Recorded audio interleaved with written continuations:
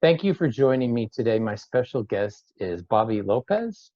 He graduated from Yale University in 1993, where he received a Bachelor's of Arts degree. He received a master's degree in classics from the University of Buffalo in 2007, and he holds a PhD from New York State University of Buffalo. From 2008 to 2016, he was a professor at Cal State University Northridge. In 2008, and he became a tenured associate professor of English and classics in 2013. And you could help me with this, a professor of humanities at Southwestern Baptist Theological Seminary in hmm Fort Worth, Texas. Thank you, Bobby, Basically, for joining me. thank you. I spent 20 years as a professor. That's the summary of it. And then I decided to start the next phase of my life. Okay, So, but you are no longer at the Southwestern Baptist Theological. yes, I am definitely no longer at Southwestern Baptist Okay. Theological Seminary. When I Yes, when yes, I that was would be re true. when I was reading your resume, I was really impressed. I mean, you have a PhD, um, because I barely graduated from Cal Berkeley in '94. I mean, I was hmm very much out and about, and I was just wasted most of the time. So were you in the gay life when you were in college, or was this Yeah. after? Okay, Well, I had a girlfriend my first year of college, and then she broke up with me actually, and after that, I just started running with the wrong crowd, I guess you could say. But yeah, it started earlier when I was in high school, but that was largely abuse, my earlier experiences with gay life. now most of my listeners are Roman Catholic. I did, and you are a member of the Southern Baptist Convention, correct? Yes, that's correct. I'm in the SBC. I am a gadfly in the SBC. I'm such a gadfly that I named the podcast that I do every week for gatekeepersonline.com. I have a podcast called The Big Brown Gadfly because I picture it. Socrates said that the polis, the city, is a horse that needs a fly to sting its flank for it to move. So I just sting the SBC as much as I can, the way that Wow. you do with the Catholics. I see you do the same thing with the Roman Catholic Church. So Yeah, yeah, I didn't know much about the Southern Baptist Convention, so I looked up a little bit. It's the largest Protestant denomination in the United States, with yes, it is. 16 million members. Now, I was interested, so you could help me too. I was interested in their view on sexual orientation and gender identity. So I actually went to their website, and it looked hmm good on paper. Oh yeah, it Everything. looks good online, of course. Yeah, Okay. the reality of what they do is totally different. It's Okay. totally different, of course. Yeah. So, well, in 1996, they had a resolution on Christian response to homosexuality. It was really good. Even a quote, even a desire to engage in a homosexual relationship is always sinful, impure, degrading, shameful, unnatural, indecent, perverted. I mean, the Catholic Church doesn't go that far. Let's But it see. is like reading the Catechism of the Catholic Church that I was gonna ask you that. it tells you nothing at all about what actually happens in the SBC. It is definitely rivaling the Curia Okay. uh, uh, for gay friendliness. So And then at a 2012 SBC annual meeting, the SBC passed a resolution affirming that gender identity is determined by biological sex and not by one's self-perception. mhm. Marriage equality. Let's see, in 2003, the SBC issued a statement reaffirming its opposition to marriage equality. Southern Baptist not only, it is called on Southern Baptist not only to stand against same-sex unions, but to demonstrate our love for those practicing homosexuality by sharing with them the forgiving, transforming love. I mean, everything I read here was really good. Does not ordain openly LGBTQ people. Does not ordain women. Okay. So I mean, yeah, you mentioned this. I mean, in Roman Catholicism, I guess the only official pronouncement we have on homosexuality, official, is the Catechism of the Catholic Church with 3 short Right. paragraphs.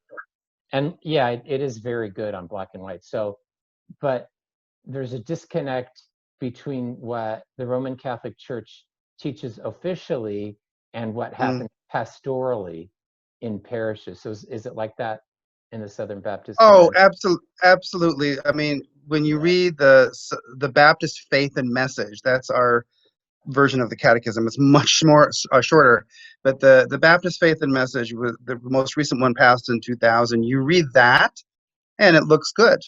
But what's actually happening is tons of bad faith. That does not reflect the way that the institutions are running themselves. And I was fired from a Southern Baptist seminary that tries to present itself as orthodox, that tries to appeal to the conservative Baptist base for money and for support. They fired me because they called me in and they told me that I basically could not write about same-sex abuse. And I feel that same-sex abuse is an integral part of the picture that is being neglected.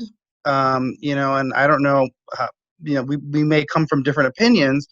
I don't know what your stance is, but I never felt like I wanted to focus entirely on stopping gay adults from getting married. Obviously, I'm against same-sex marriage, for many reasons, but I didn't want that to be my focus. I really wanted to help people who were abused and who were bullied or pressured into homosexuality or tricked or groomed into it. And what the Southern Baptist Convention, I think, wants to do is they want to just constantly say to the public that they're opposing same-sex marriage between a man and a woman, and then they don't do anything to stop the legislation from going through. So it's just a purely rhetorical stance. And then they pretend that nothing is going wrong in the gay community. If you try to bring up same-sex abuse, if you try to bring up the mistreatment or the unhappiness or the problems in the gay community, they will always go back to saying, no, our position is we're just going to talk about marriage, that's it.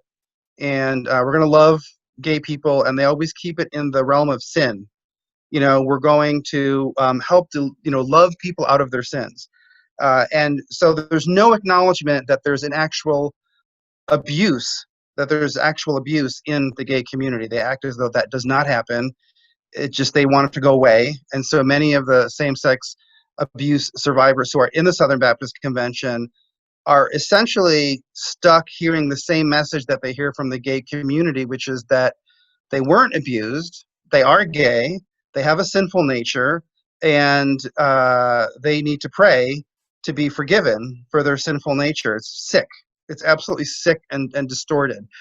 So that's why I am glad in many ways that I'm no longer working for the Southern Baptist Convention, because I could not remain under that kind of pressure for that long, especially because I was Catholic for 37 years and I went through a very similar thing with the Catholic Church.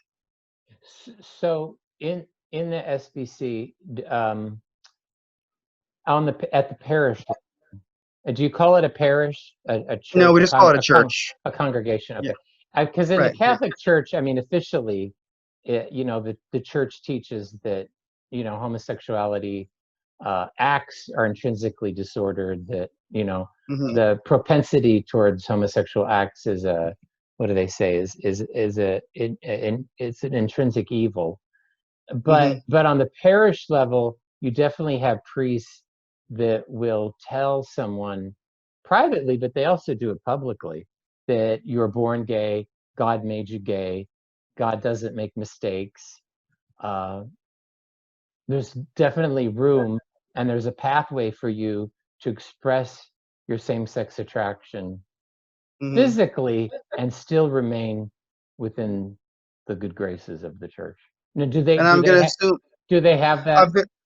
In the Southern Baptist world? In the Southern Baptist world, I'm going to say that in most places you cannot be that explicit.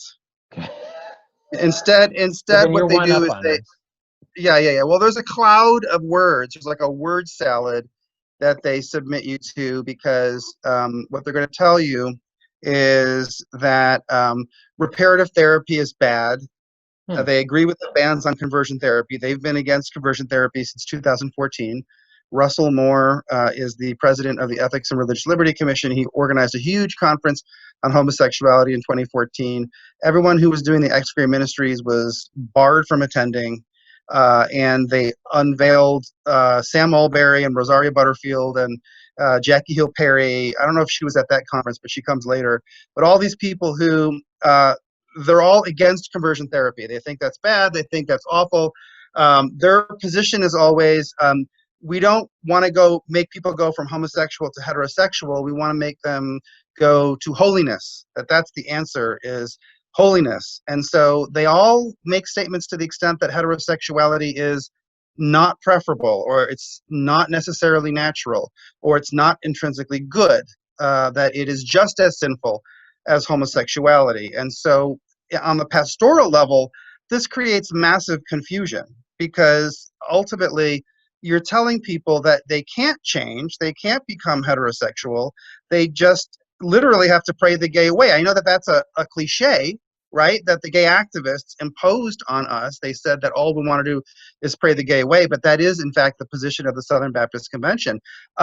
They will not let you counsel young men, for instance, or young women, to say, okay, let's try to help you with your struggles, and we want to move you towards the point where you can date the opposite sex and get married and have a family. You cannot do that in the Southern Baptist Convention. You have to just pray for holiness, and they consider it a sin for you to want to have a heterosexual lifestyle later.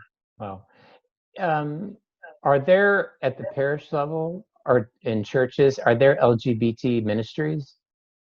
No, I don't, not in the SBC, not explicitly, but we have Revoice that they started that. They wanted to have the ministries. They always have to, when they do organize and when they are present, they tend to always package themselves as they're going to be celibate, or they're going to be in opposite sex marriages, because they want to be holy. So the Southern Baptist Convention is not as far gone as the Catholics. I don't think we have really openly LGBT ministries in the SBC. There are people who are pushing for that, but I think that's not going to be where we go. We're going to go towards more subtle erosion of the gospel. Where do you think the ambivalence is to deal with this issue? Now, in the Catholic Church, I think it's because there's a lot of priests, bishops, cardinals who are actually, if not gay, very gay sympathetic. Why is it SBC? Why is there this difficulty? Ambivalence? Why don't they deal with it? I think that you do have certain weak spots. There's certain Achilles heels in Southern Baptist churches. The music ministry is often a place where you're going to have people like that. You know, a lot of people are going to congregate there if they are dealing with same-sex attraction, and then they meet each other there, and it causes a lot of drama.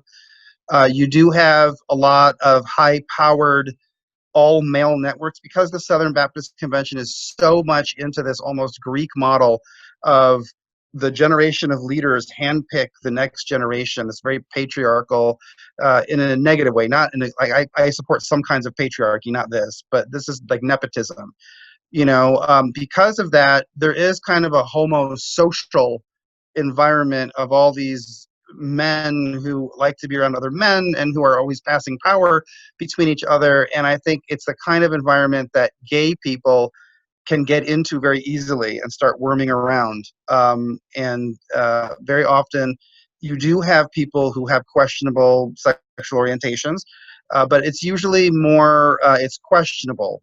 They're confused, or they're struggling with it, and they haven't told anybody. I think the SBC is still a place where if you're out and out gay and you come out loud and proud, generally you're probably going to leave the convention, because there's so many other Protestant churches that will accept you and will affirm you. So it's not like the Catholic Church, where there are some people who really feel like they cannot leave the Catholic Church, right? But they want to have their homosexuality too, so they stay in.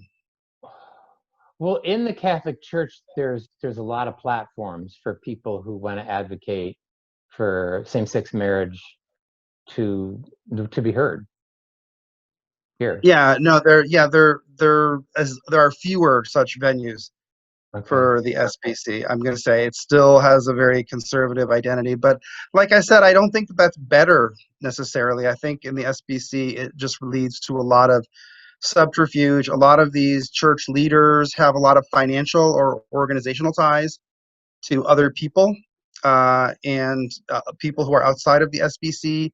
And so there's a lot of pressure on them to move the SBC towards more tolerance, but they have to do it in very subtle, subversive ways, like the way I just mentioned, where they say, well, we believe homosexuality is evil. We believe that people's sexual orientation itself is a problem, but we don't believe that you should pray to make someone heterosexual.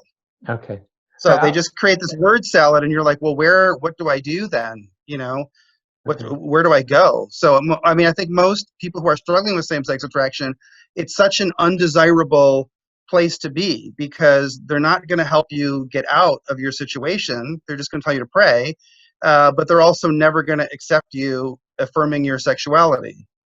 So you just have to be this self-hating, self-loathing kind of eunuch, so it's most of them leave. Okay, I get it. Okay. Yeah. But if someone wanted to search out reparative or restorative therapy on their own, that would be nobody's business except them and their therapist, right? No, in the SBC, they have definitely moved towards delegitimizing that, banning it, discouraging it. If you are someone who refers people in churches to those kinds of services, you're going to be pressured out of the SBC. You're not welcome because ever since 2014, they were far ahead of most of the states in the United States when it came to banning reparative therapy. This is one of the interesting things that people don't know, that the SBC in 2014, they denounced it as harmful and abusive. They used all of the talking points that the gay community always uses, that this is like electroshock therapy and that it will cause people to kill themselves, and it's not loving and it's not Christ-like. We have leaders like Beth Moore, who she removed those passages from old books that she wrote in 2005 and 2007 or around there. And she said that she repents of having ever told gay people that they should try to pray themselves out of homosexuality, because she said that exceeded the gospel. See, it's a quizzical thing in the SBC. It's not. I think you're having a struggle in the Catholic Church.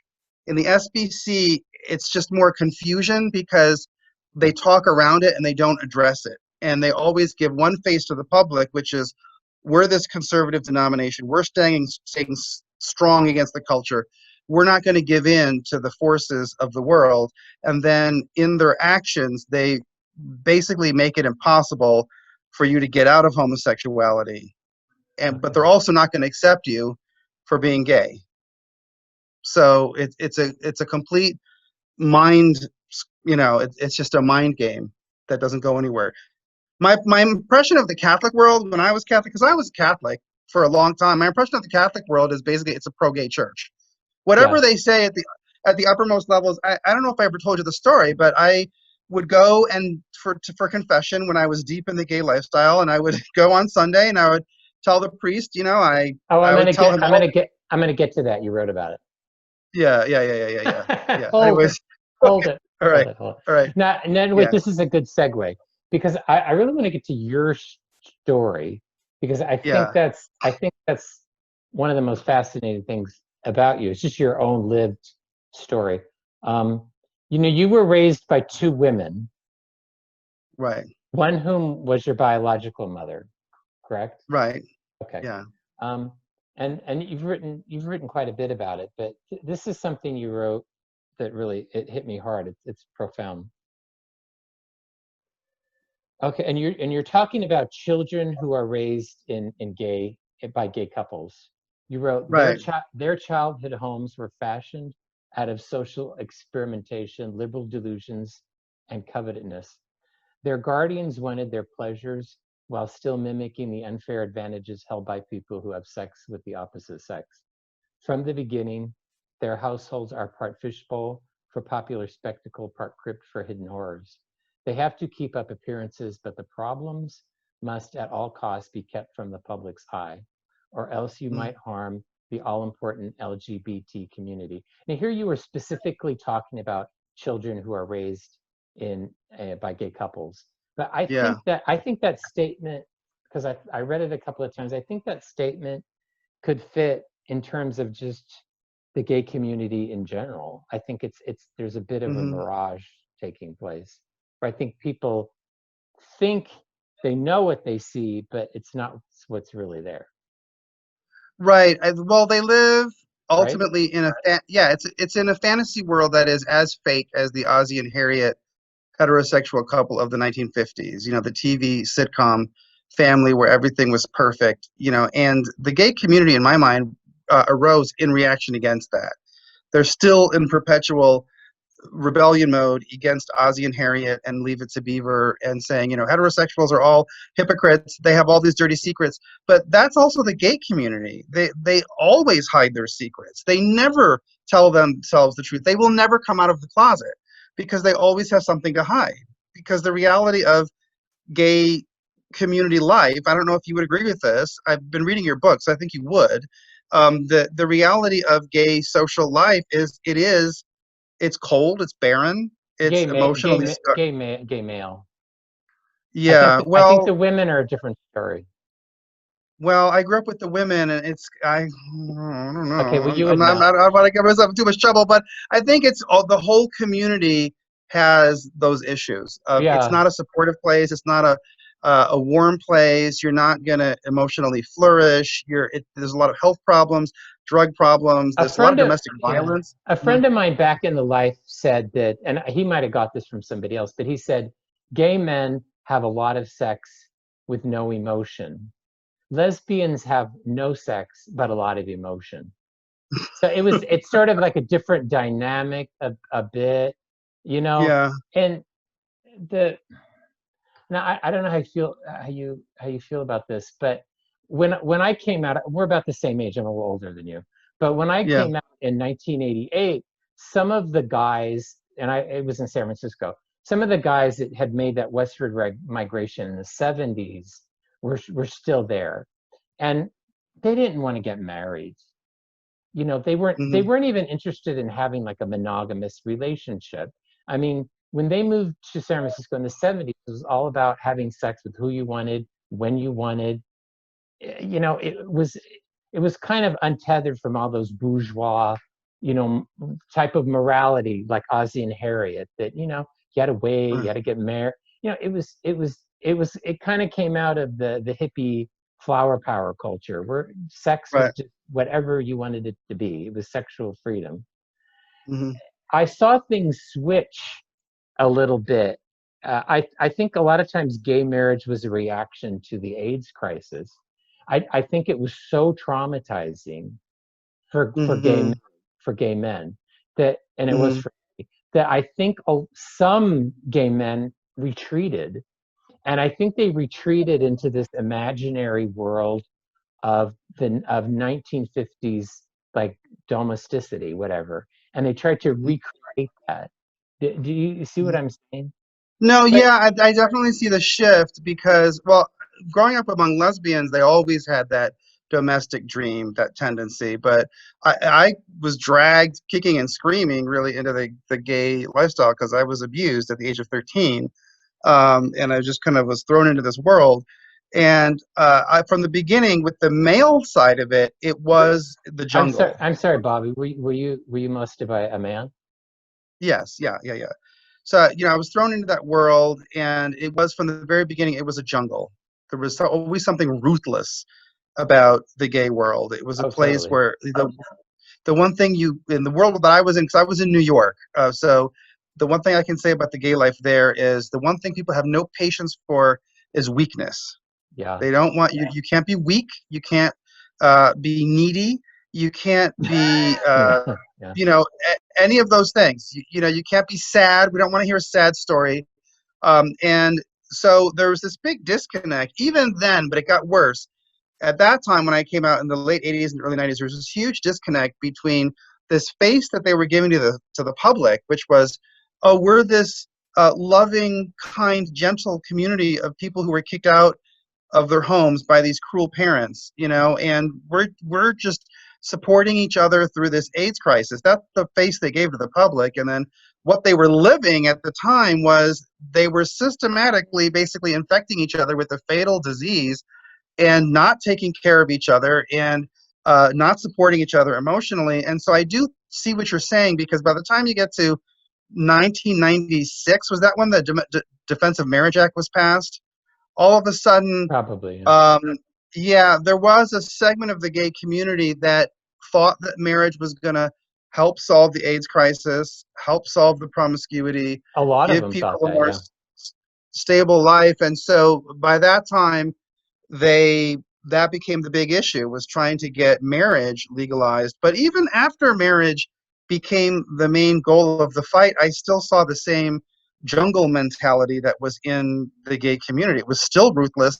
It's just they had to hide everything. And I thought always, my perspective, having been immersed in the gay world from the 1970s until the 2000s, I always thought that um, the closet was worse when people were openly gay but hiding how bad the gay lifestyle was. That was always worse than the closet that people lived in earlier, where they couldn't be honest about what desires they had. I Yeah. didn't see the same level of suicides and drug overdoses and all of that in the gay community of the 80s and early 90s. I felt like it got a lot worse when people were presenting this fake image to the public, like, I'm so happy, I'm gay, I'm well adjusted, I have no problems, I was never abused, I had a great relationship with my father, I'm in this long-term committed relationship, and none of it's real. None They of it's did, real. yeah, they did a study in San Francisco a few years ago, and this was of same-sex male couples, and the Yeah, majority of them admitted that they were in an open relationship. right, The right. majority. So, and Yeah. I grew up in the 70s when I write about this in my book too. I grew up in the 70s where the image of the gay male was quite different. I mean, it was, if you just look at the Village People, it was quite sexually voracious and sweaty, Hmm. and Studio 54 in New York, and that it was quite Yeah, yeah, it was quite glamorous.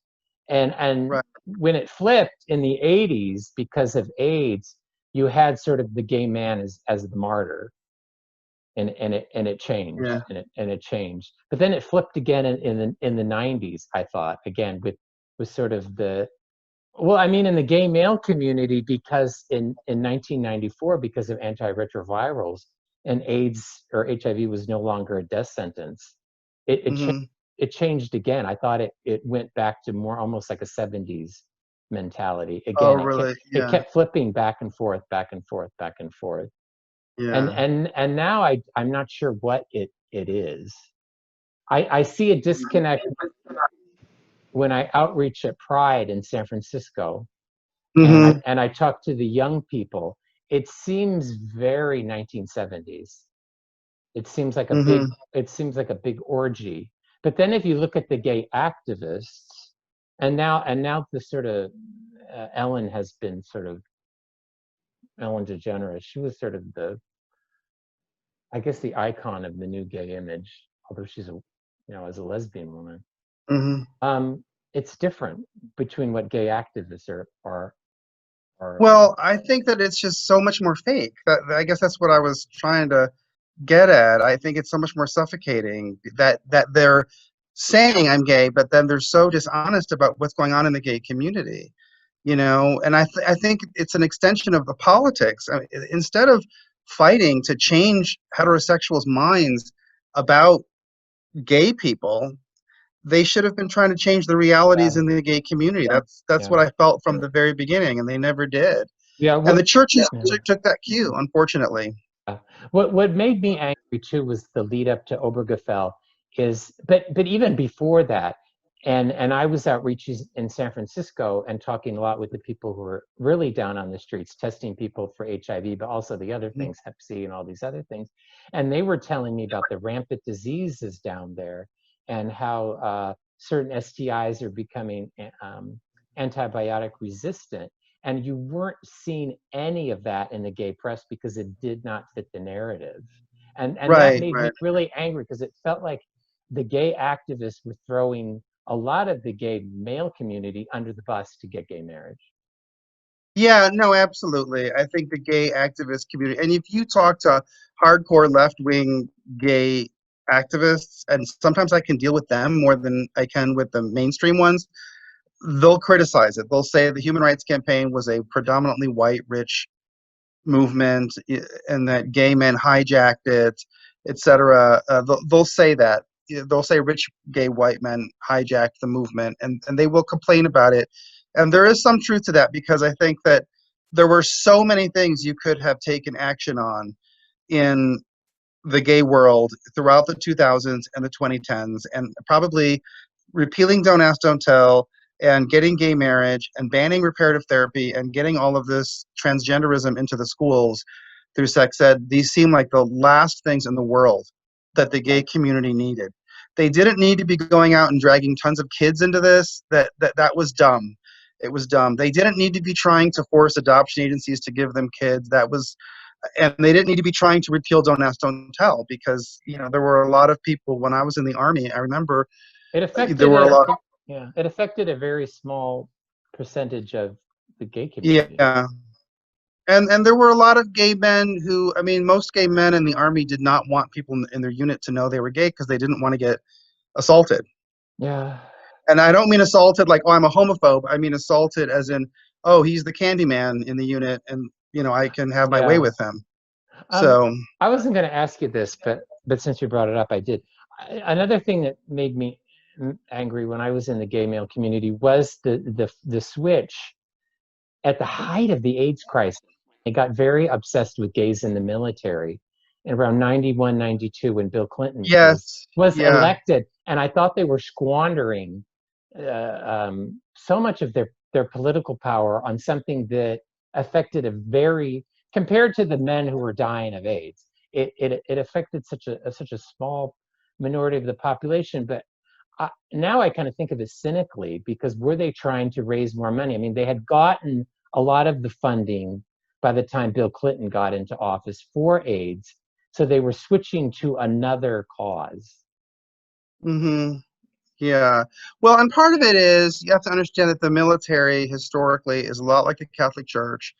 Yeah. It's a lot like these institutions. I'm not going to say that these institutions are thoroughly gay, but Right. these are institutions where the leadership tends to have a lot of gay men in it, because it's just gay men are attracted to things like the Catholic Church and the Army. They love to get to the top, like when they're like in the top brass and they have lots of little cool outfits. They have on their officer uniforms and the patches and the badges, and they get to tell everyone what to do and march around, and everyone's clean cut and athletically fit.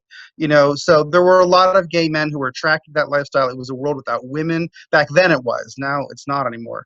But it was a world where they could be away from women and around men all the time. And so there were a lot of men in the officer corps on the inside who were trying to get gay men in.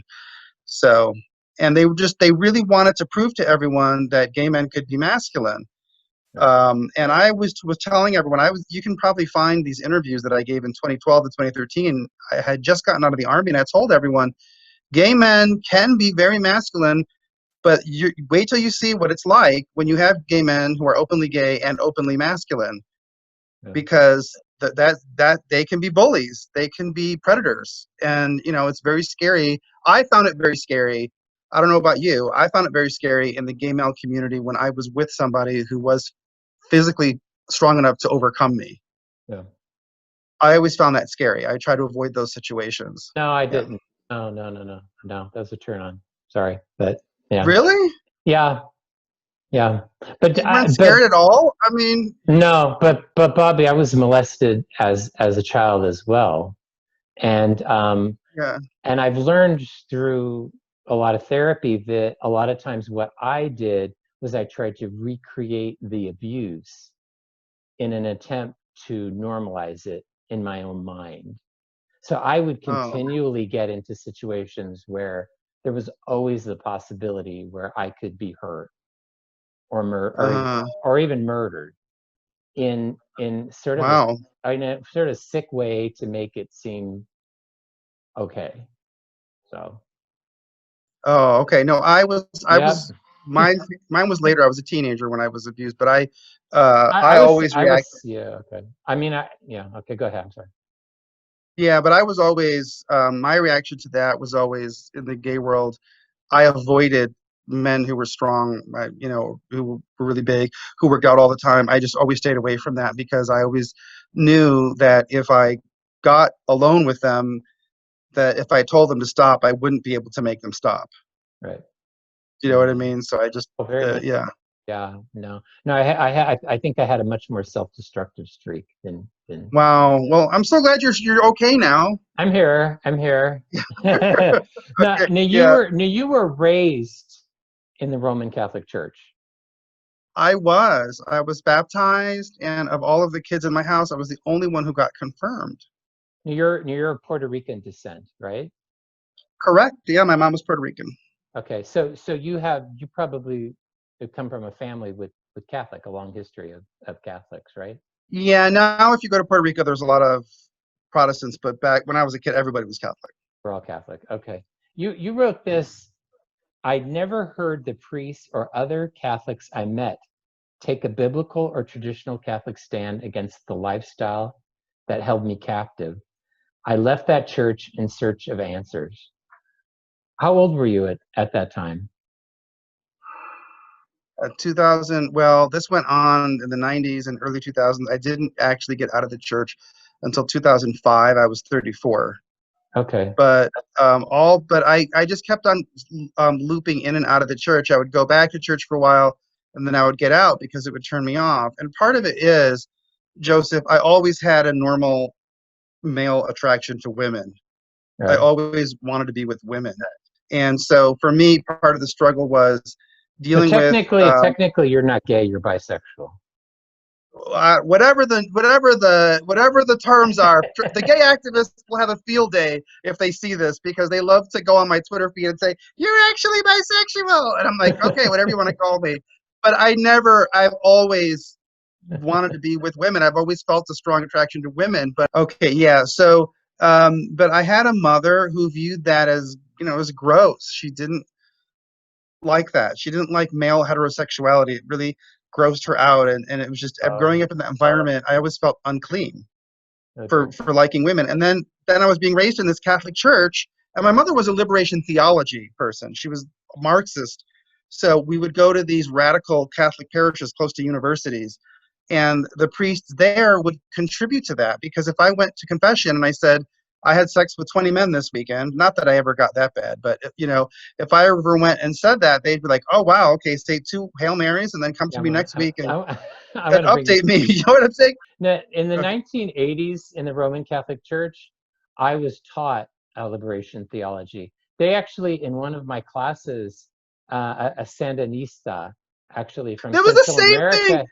Wait, this is Jan Zamirek has the same story. It must have been a road show. We had the same thing. The nuns came and we had to watch these videos about the Sandinistas and Actually about. had a there was actually and I don't know if she was or not, but there was a Sandinista. She came in and she had a almost like the Antifa nowadays. She had like a hank or a scarf or something Yes, here, and she talked yeah, about how they were fighting for.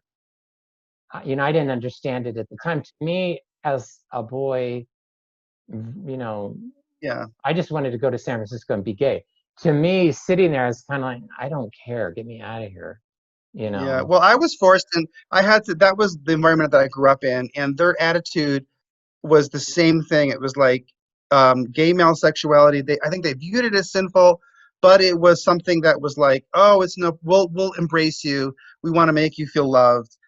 But if I went and I confessed to the priest, oh my gosh, I went out with a girl last night and we made out and then we got really close to doing it.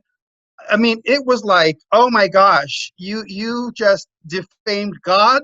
You must repent. I mean, it was the backlash was so severe.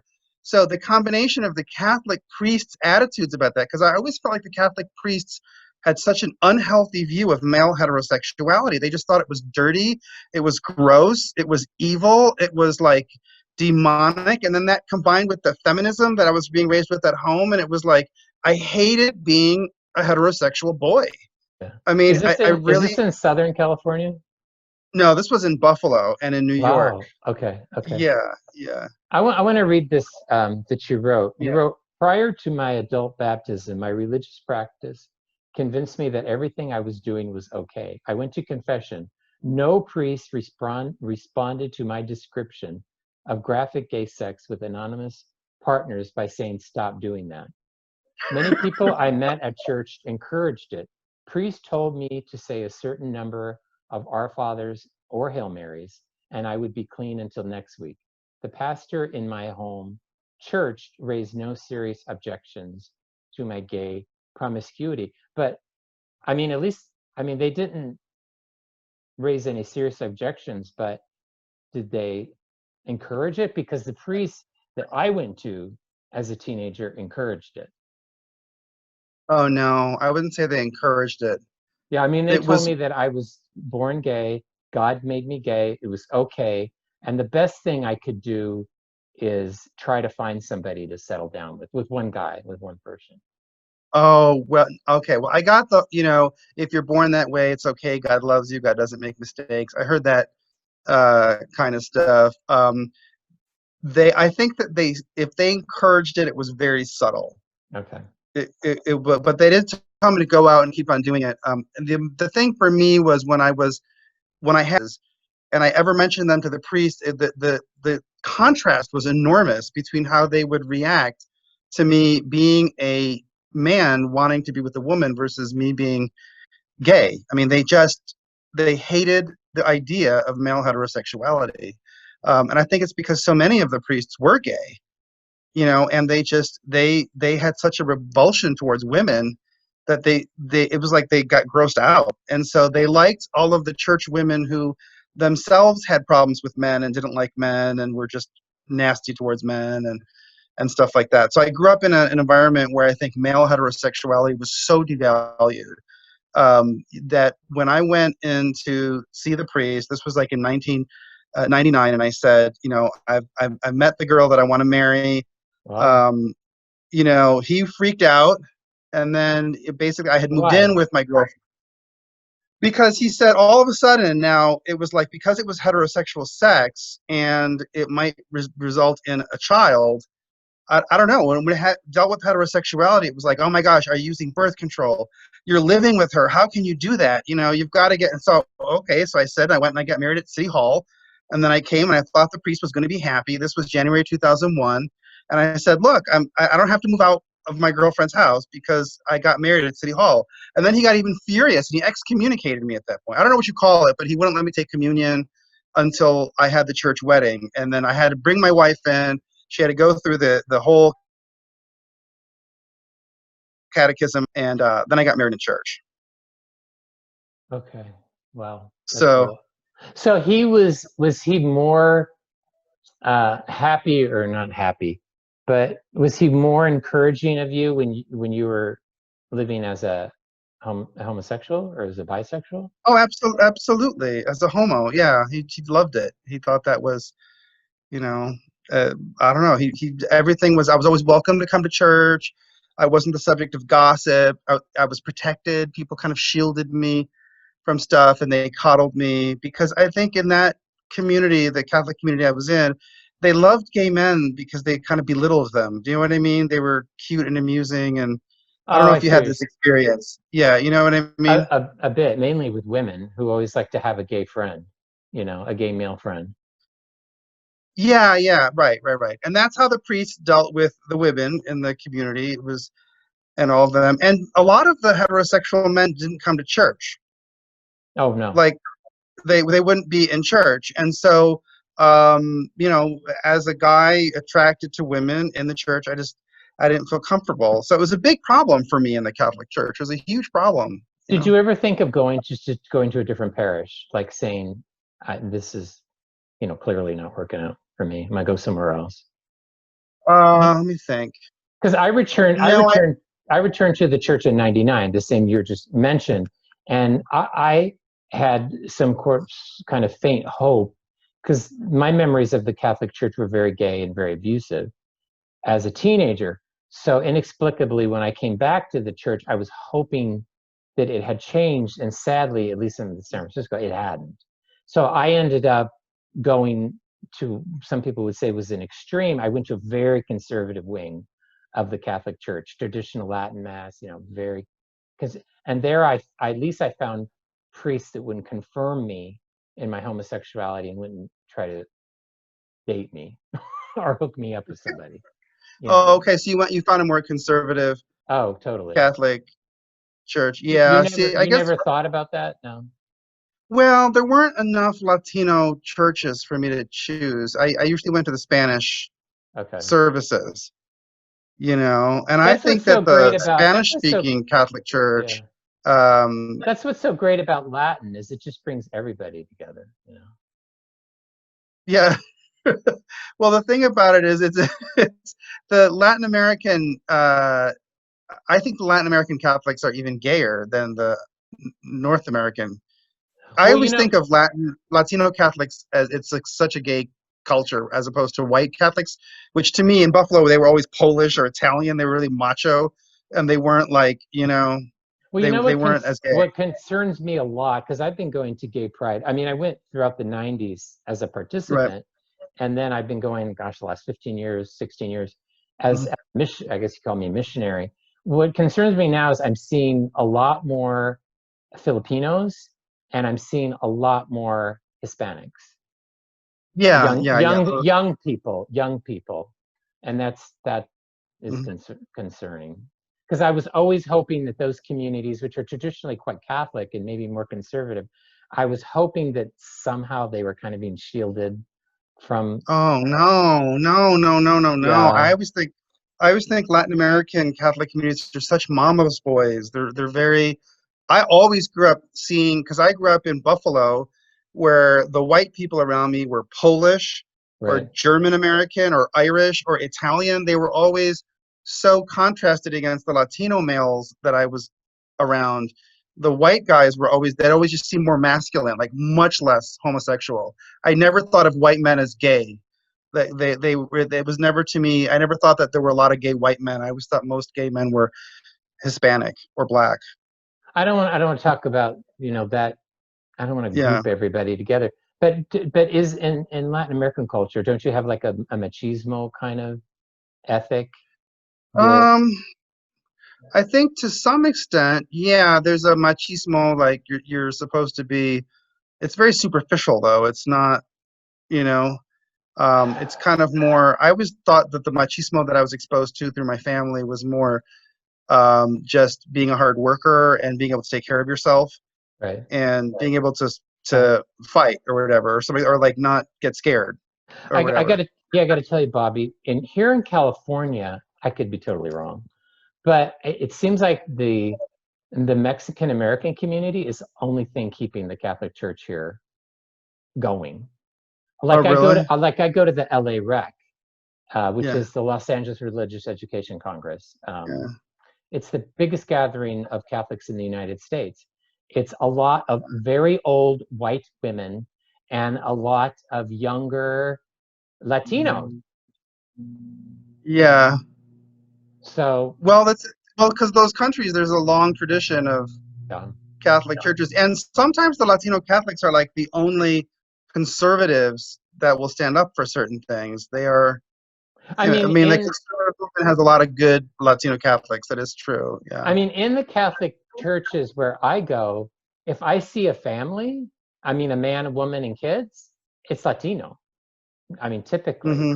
I Yeah. will see like me, like a single white guy, single white girl, but not a lot of unless you go to the TLM.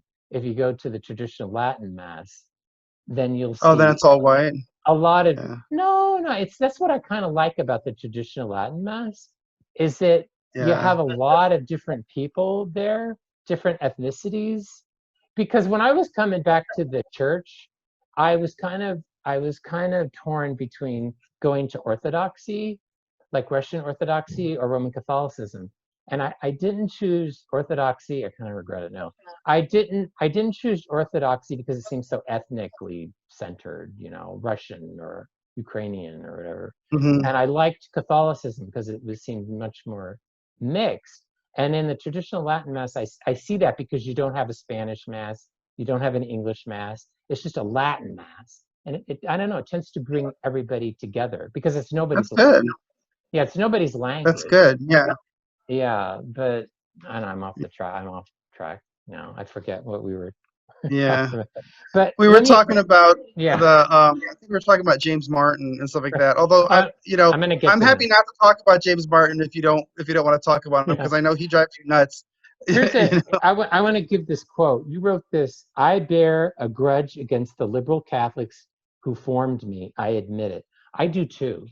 To me, to me, sometimes it verges into hatred because it was, I mean, it was destructive, but it was also very abusive. So. Yeah, and I think it was just a matter of it was so distorted because in the name of being loving and Christ-like, they didn't do anything to stop what was really destructive behavior. And so, But um, it wasn't just silence, Bobby. I mean, because I guess you could, in a certain degree, I could deal with silence, like with the yeah, gay issue, if they just didn't talk about it. But right. actually, they did talk about it, and they did say it was okay. Yeah, yeah, yeah. Um, Well, that's how I felt about it. I feel like I think about it. I think about the churches I went to, and you know, they're so liberal. I mean, they went to such a liberal extreme that uh, I think it left me with the feeling like, I had to get out of that world in order to be functional, in order to not continue to destroy myself. I want to talk about this article from the stream. It's called "The LGBT Juggernaut: Time for Christians to Yeah. Face Our Failure." This is really good. There's a chapter in my book called "Surviving Gay Barely," and Yeah. I think that's what I tried to do there. I kind of tried to re-stigmatize gay sex because I think a lot of people, well, I think a lot of No, straight I know people, what you mean. Yeah. yeah, I think a lot of straight men, I mean, don't think about it. I think it grosses them out to a certain degree. And what you wrote Yeah. here, this line, I really it struck me as being like really super true. You wrote, "Gay men can come out of every closet save one. They will never admit that what they do for sexual pleasure is half nightmare, half farce." Yeah, that's how I felt about it. I don't know. I know that's harsh. Maybe that's too harsh, but it's No, how I I don't felt think it about is. it. I don't think it is. I think a lot of people would see that and just say, well, he's just homophobic. But if you know the Yeah, reality, it's not. It's quite charitable, I think. yeah. Well, I mean, it was like uh, I, I don't know. I look back on all of the time that I spent there, and I didn't really want any of it, and I didn't really. It was compulsive. I kept on doing it, but I didn't really. Wasn't pleasurable. I didn't desire it, and as soon as I had access to you know, normal sex. As soon as I found out that I could date women and could be successful at it, I just never really felt a strong need to go back. So it's hard because I have those memories of those times, and it does feel like a nightmare. It feels like I can't believe that that happened to me and that I let it happen. And I wish that people would just talk about the physical reality of it because that is what I think most people in the lifestyle really live with as the consequences of it. Well, I think in the AIDS era, people were unwilling to do it even then because they were saying AIDS is not a gay male disease. It's everybody. It's going to affect Right. everybody. And certainly in the West, now Africa is very different, but and some developing countries, it's different because they have different circumstances. But certainly in the West, HIVs remain pretty gay male, Yeah, yeah, it and they did. didn't And want to, so and they didn't want to address it, and they didn't want to address it then. right, right. Well, and I see I went through it in this weird stage where they were yelling at us about condoms for everybody. You know what I mean? And then so everybody, like straight people who were married and who, they were putting on condoms because they were telling everyone that you had to wear condoms. And then everyone got tired of it right at the time when gay men really needed to wear condoms. All of a sudden they were part of this whole condom fatigue. And by the Or time they were not partake in certain sexual practices. Because I mean, the thing right, is, people don't realize this. Condoms were designed for vaginal sex. They were not designed for anal sex. is that true? Yep. Oh, I didn't know that. Well, Yeah. I mean, it's a different mechanics thing, and they're more prone to failure. well, I know. We don't want to get too specific, but No. what you're saying makes sense because uh, it was a joke. By the mid '90s, the whole condom thing was a joke because, and this was another closet that gay men were in. They would all have to the public this image of like, oh, I practice safe sex. I'm very careful. I do all the right things. And then, when you'd get them alone, they would immediately want to do stuff not doing that. You know what I mean? They would want to throw that stuff away because nobody likes it. Nobody enjoys that when they're being intimate. So it was just kind of a bad faith campaign from the beginning. It was just they weren't being honest about it. Well, one of the big secrets in the gay male community right now is because, I mean, you've heard of Truvada or PrEP, Yeah. and it is effective. It's a once a day pill, and if you take it every day, Hmm. it will prevent HIV infection. It's quite effective. But the problem is men that take Truvada or PrEP do not practice safer sex at all. So now you have this proliferation of STDs in the gay male community, and they are quickly becoming antibiotic resistance. And I've talked to doctors and nurses in San Francisco, and they're very concerned. Yeah, in San Francisco, Bobby, the issue that they're having, and I've talked with doctors and nurses that a lot of men are on PrEP, but they're not practicing any sort of safer sex. So there's been a proliferation of STDs, and Hmm. also a lot of those STDs are becoming antibiotic resistant. But you don't hear that in the gay press very much, not much. Right. No, Yeah. I agree. I agree. Yeah, it's very bad. Yeah. Do you remember the late great author Randy Shilts, who wrote "And the Band Played On"? I've heard of it. I'm more familiar with Larry Kramer's Oh, scandalous early works. I love that because it's so honest. I quoted him a lot in my book. Yeah. And I Yeah. like Randy Shilts a lot just because he was in San Francisco at the same time I was, and I met him a couple times. But he wrote this because I think this is one of the most true statements written by a gay man about the gay male community. And I just want your reaction to it. He wrote, "The trouble was that by definition you had a gay male subculture in which there was nothing to moderate the utterly male values that were being adulated more religiously than any macho heterosexual could imagine. Promiscuity was rampant because in an all-male subculture, there was nobody to say no. No moderating role like that a woman plays in the homosexual milieu." Yeah, it's true. It's true. But I'm going to add something to it that Go might, ahead. I don't know if this is I'll just be honest with you. I think it is a lot harder to be a heterosexual. What do you mean? It's harder because I think to build a life where your consummation and your intimacy is going to be with females, you have to just do a lot more work. Or a lot more work. Yeah. On the surface of it, I think a lot of what keeps gay men in the gay male community is the fact that they are. It seems like it's easier, and it felt easier because there was no commitment, there was no there was nothing emotional in it at stake. Maybe I was just one of those horrible people in the gay lifestyle that many gay men hated because my heart really wasn't in it, so I was just kind of there for you know the passing diversion. I know I could probably never fall in love in that world. I mean, I could never fall in love with a man or anything like that. So I never had anything emotional to invest in it. So it just was Oh, I did. easier. But I mean, sexually, you definitely there's a lot more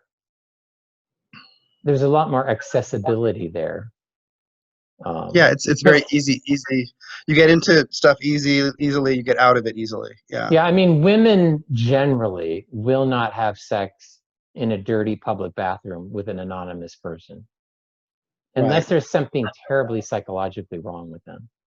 Right. And there are people who still want to claim that that's not true, that women can be just as aggressive as men, but I find that usually people who are saying that treat trans women as if they're women, because most of the people who say they're women who are like that are actually trans women. They're men who have become women.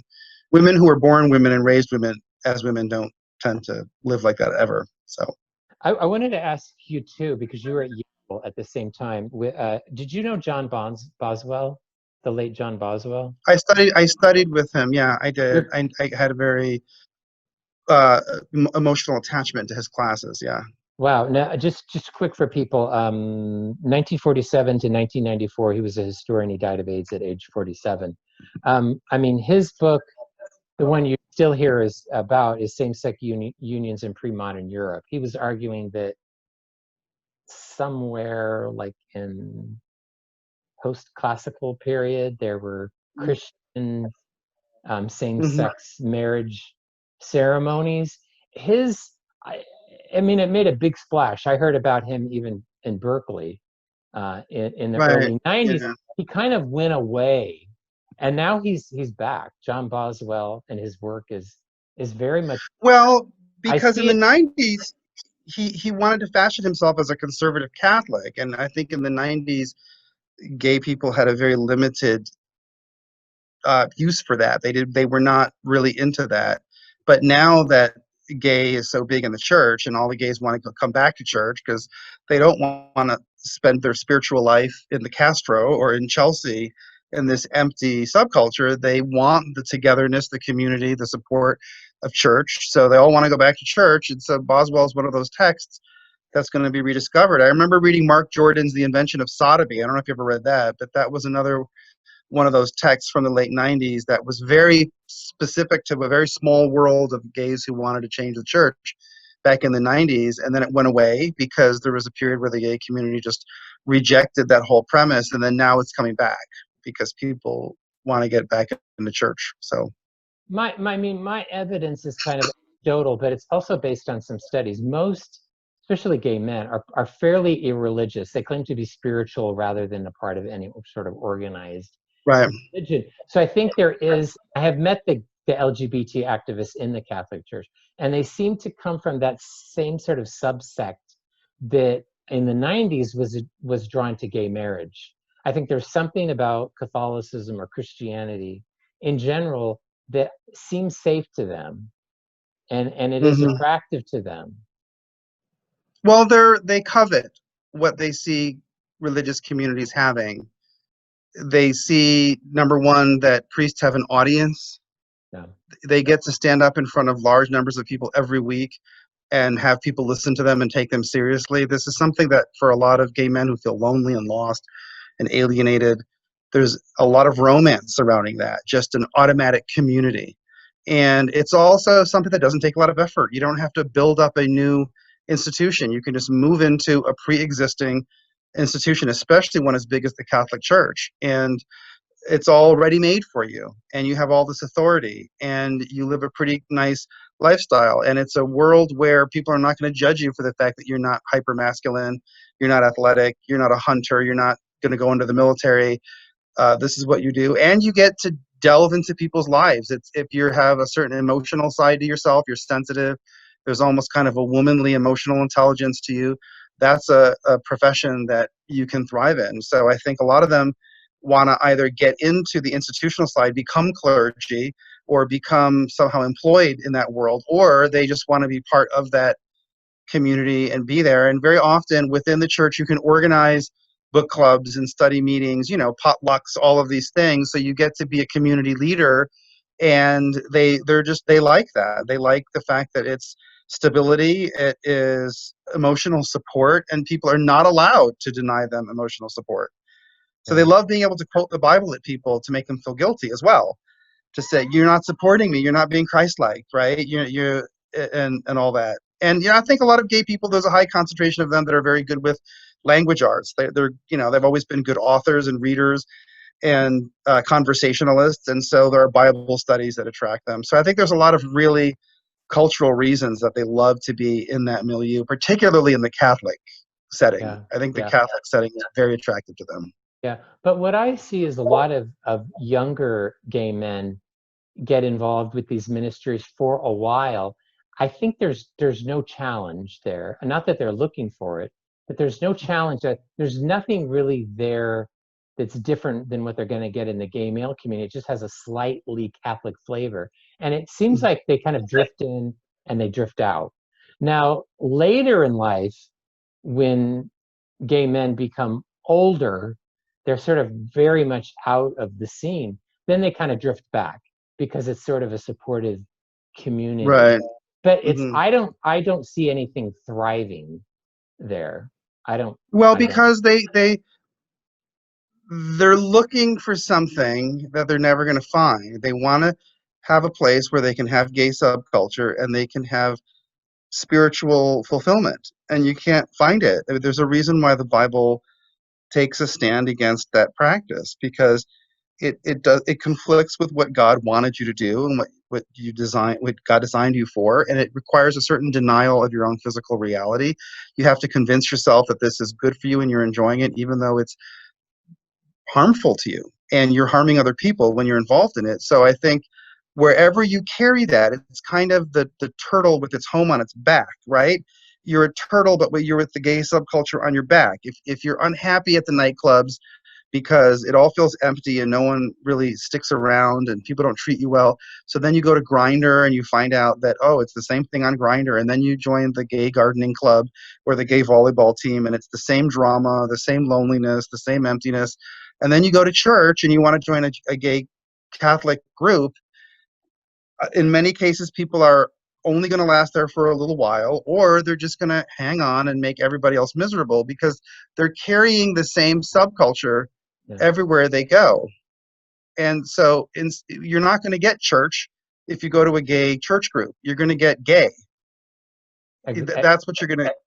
It's more of the same. Exactly. And when you have priests that are overseeing these groups and they're themselves conflicted, it becomes I see it just get totally toxic. Oh, it's high drama. I mean, I don't want to offend you. I don't want to be harsh. You can't I find offend this me. okay. I find the whole subculture just on that level of the annoyance, it is so high. I I just can't stand. I mean, I had some great friends in the gay subculture, but I just can't stand the gossip, the talking about celebrities like they're so important, the constantly trying to one up each other in conversations. Conversations always feel so exhausting, because you say one thing and they're trying to be more clever than you or whatever. And the fact that they just remember things that you did wrong from so long ago, but they never apologize for the things that they do wrong. It's very, very exhausting, and I just found that the backbite, the drama, that's a stereotype that I think I found very often in that subculture. It was the drama. It was a lot of hurt people. It was a lot of hurt people who needed somebody to really love them in the full sense of the word, in terms of telling them the whole truth and sticking by them. Amen. And unfortunately, they bet on the wrong horse. They thought that part of their life that would carry them to fulfillment is their sexual practice, and they made an identity out of that instead of looking to what their heritage was or what their religion was or what their profession was and investing in that. Yeah. So I want to ask you one last question. I wasn't going to ask you about James Martin, the Jesuit. I think if John Boswell would have been around today, I think he would have been on a book tour that would have hit major Catholic cathedrals and parishes throughout the Catholic Church in the United States. He would have spoke at the LA Rec. I mean, he would have gotten so much more traction now. Yeah. Like James Martin is doing. Yeah. But he is incredibly sneaky. I don't have much respect for him because I don't know if you follow him on social media. I bet you don't. But in tweets on Facebook, he'll often retweet or reference what, open and out LGBT people are saying. And he will say, isn't this interesting? Look at this. This is something we should be discussing in the Catholic Church. He does stuff like that. You know what I'm saying? Yeah. He reminds me I don't mean to be crude, but in San Francisco, where you have these cruising parks, And you would have some people that would just have openly gay sex like I would do. And then often you have these outliers, sort of maybe older guys or maybe people who thought themselves unattractive, were out in the bushes watching everybody else and they were masturbating. That's how I see James Martin as. He won't join in. He doesn't have the courage to say or Yeah. declare what he is or what he's about. He's off in the bushes watching everybody else. It's quite Yeah. disgusting. I can't stand it. And that's what's so sneaky about a lot Really? of this, yeah, that's going on in the Catholic Church. Because you have See, these sort of yeah, infiltrators, you yeah. know, who,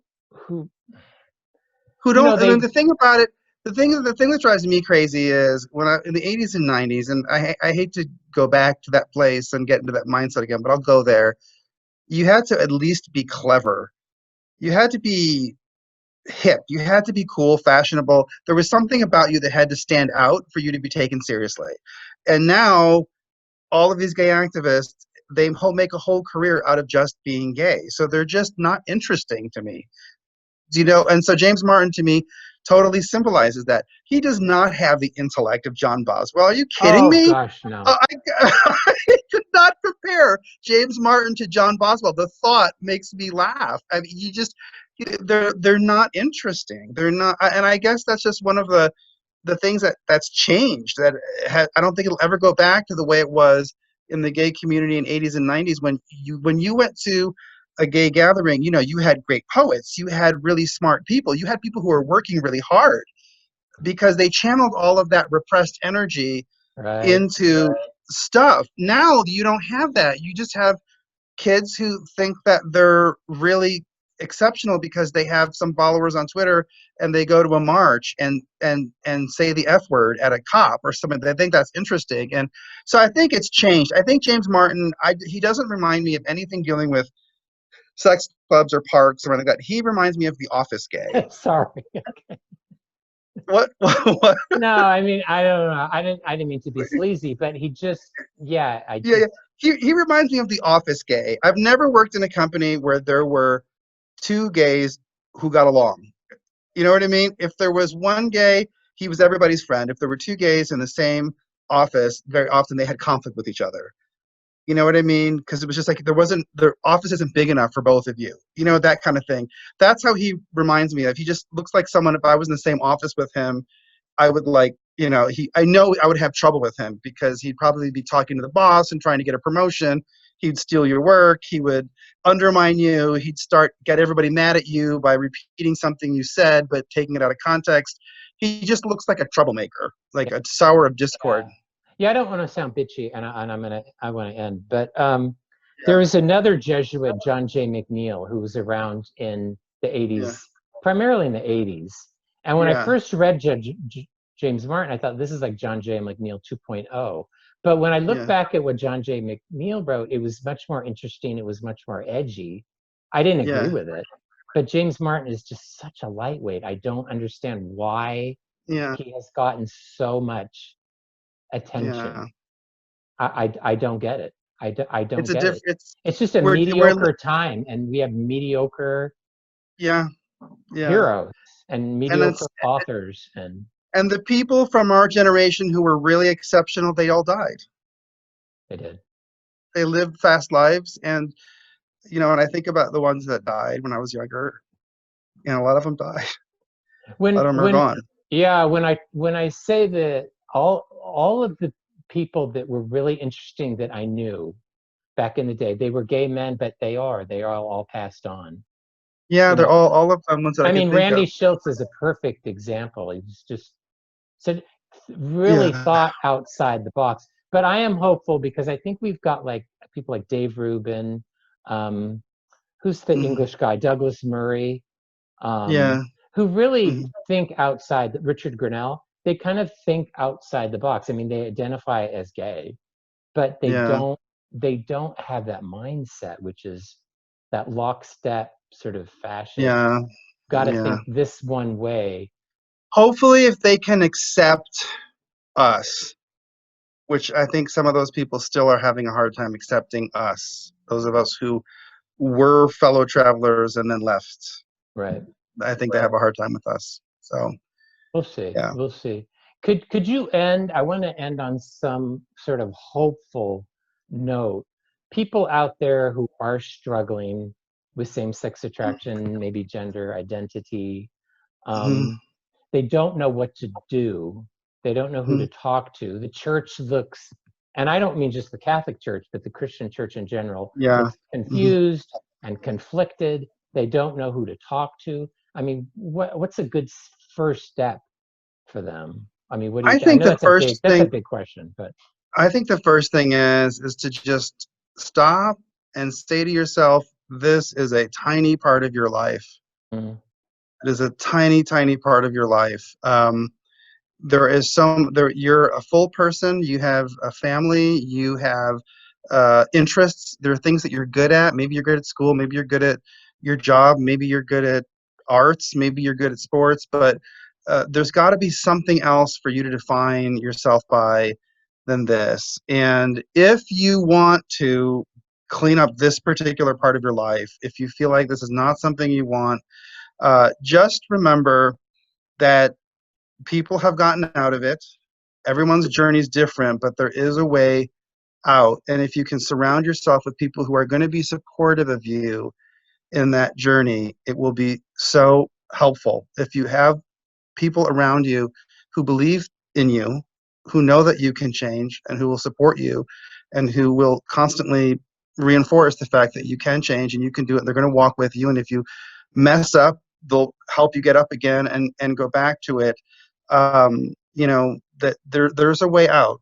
There is definitely a way out. I mean, I've written a lot about all the different things people can do to get out, and it would just take too long to do on a podcast. But the first thing is to just remember this is a small part of your life. It's not even who you are. So just yeah, remember that. God made male and female. That's it. I mean, there are tons of men who have been through this. There are tons of women who have been through this. They're not different from other men and women. It's just right. one of the struggle of many. And it's like, if you really want to clean up this part of your life, then make a decision that you're going to do that, and really make a decision and stick to it. Find people around yourself who can support you and who are going to be able to be there to encourage you. Surround yourself with positivity. And the other thing is you need to make up your mind, and that means you have to avoid the people, places, and things that draw you back there. Think of it as like an alcoholic who's trying to get out of his Right. situation. You don't put yourself in situations where you're going to be dragged into it. I mean, the only times that I have really slipped in over the years is when I go online and I end up being directed, partly through my own vulnerability and partly through the tricks of the internet, and all of a sudden I find myself on an internet page full of the images of that old life. you Oh, know yeah. so you just have to avoid it, and then focus on the things about you that don't have to do with that are part of who you are. Yeah. So Thank you, Bobby. You write for the stream. Is there anything else that I could tell my listeners sure. about Yeah, how they can read your work, find more out about you? yeah, I have a website called bobbylopez.me, www.bobbylopez.me. I am on Twitter. My Twitter handle is rlopezmission. It's all Okay. one word. And I also do a podcast on gatekeepersonline.com. That's gatekeepersonline.com. And my podcast is called The Big Brown Gadfly. So, Okay, that's awesome. all right. All right. God, I'll see you soon. God bless you, Bobby. Thank you so much. Thanks. Thanks.